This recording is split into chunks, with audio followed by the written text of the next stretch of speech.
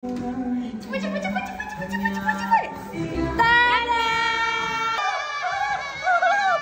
Siapa lagi ni? Bos belanja.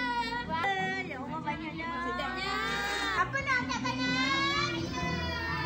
Kak Ira je angkat tangan. Angkat tangan dulu. Terima kasih bos. Terima kasih Kak Ain.